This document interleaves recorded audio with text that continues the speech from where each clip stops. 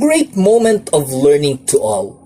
Once again, this is the Instructor's Compass, and this is your online instructor, Sir Noy Gonzaga Jr., a licensed professional teacher and a registered nurse having close to 2 decades of teaching experience in the fields of social science, philosophy, natural science, literature, language, and professional nursing courses.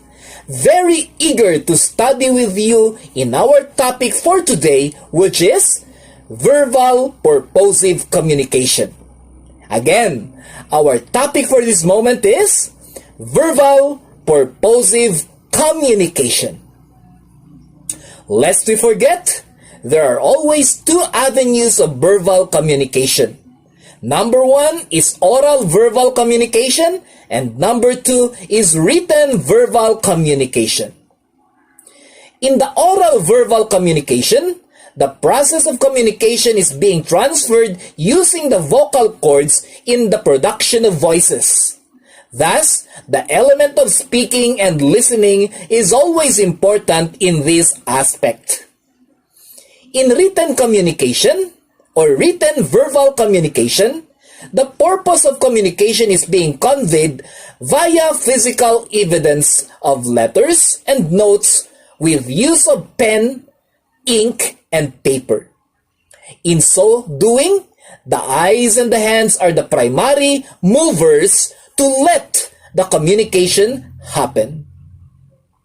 Now, going into the technicality of the verbal purposive communication process, there should be a line of standard that should be attained to understand this level.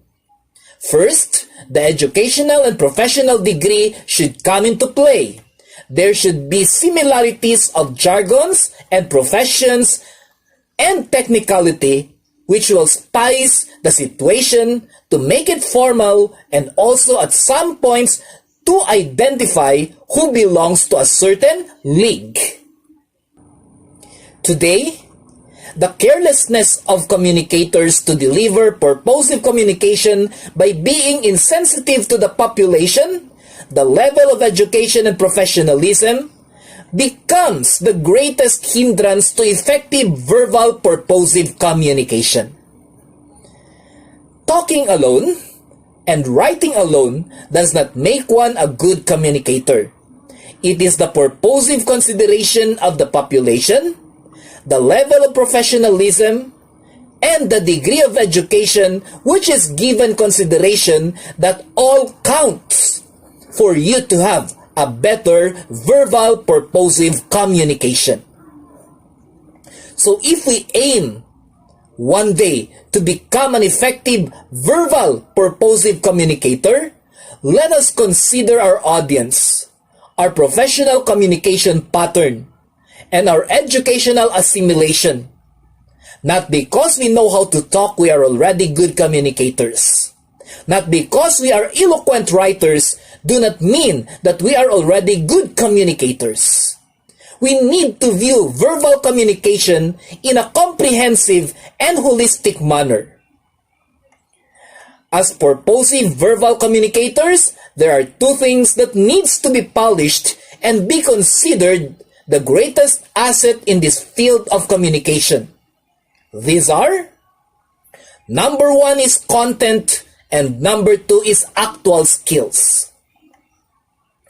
A verbal purposive communicator, whether a speaker or a writer, needs to have sensible and logical content. Content means the idea and organization of the things that we are writing or speaking. Content is everything. This is because many people can speak and write, but only few can think of what to speak or write. And many just write and speak as copied or innovated legally or illegally from others or from other sources.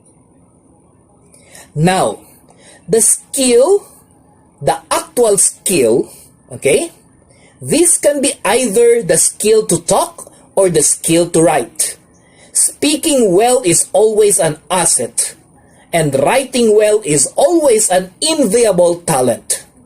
This is because this shows flexibility of knowledge.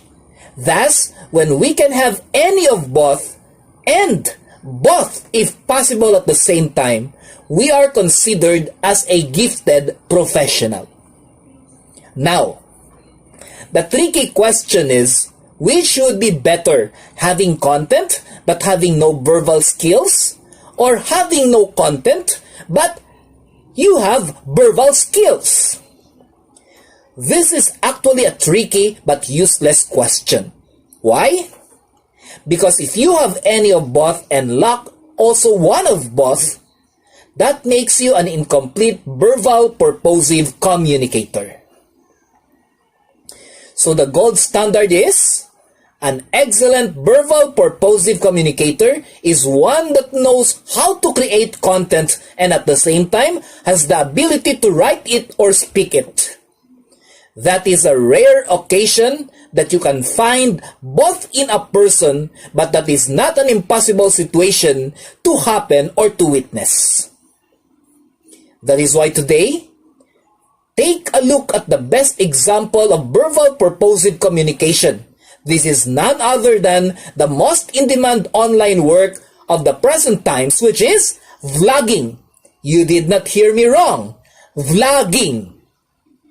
If we noticed, vlogs today are more of speaking, but content-wise very anemic. On the other hand, some very good vlog contents are being left in the cold because of poor speaking abilities of the vlogger. Seldom can you find vlogging today with good content and good delivery.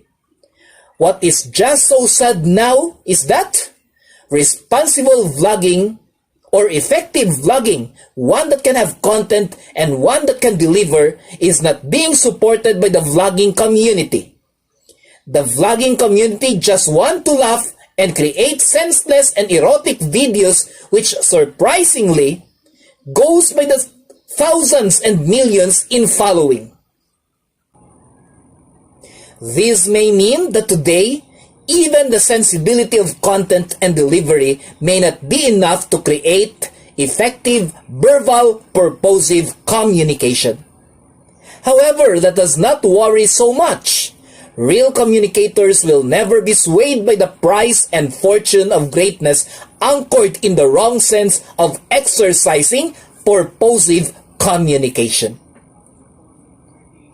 Once again, this is the instructor's compass, and this is your online instructor, Sir Noy Gonzaga Jr., signing off from our topic today, which is verbal purposive communication. Again, it's verbal purposive communication. Have a wonderful time, dear learners, and again, see you in the next topic that we'll be opening in the instructor's compass. God bless! Let's stop and talk a while. Maybe then we could go for a ride. Drive down to the